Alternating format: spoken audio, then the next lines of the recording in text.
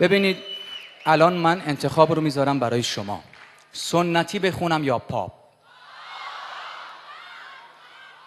پاپ رو شاد بخونم یا غمگین؟ الان در عرصه موسیقی پاپ 2 تا خواننده خیلی گل کردن. دست بر قضا اسم کوچیک هر دوشون هم محسنه. یکی محسن چاوشی، یکی محسن دوگانه.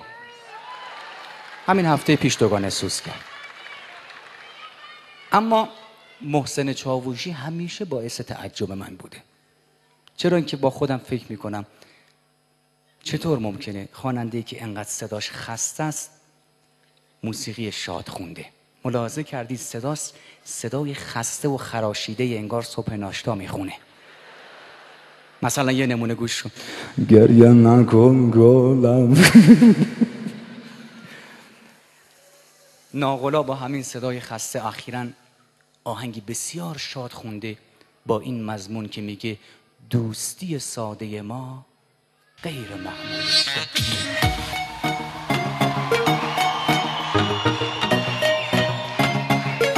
صدای دستا از این بهتر میشه، عالی میشه.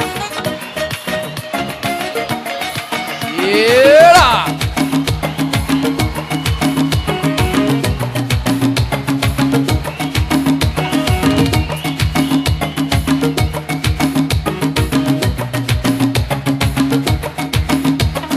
دوستی ساده ما غیر معمولی شد.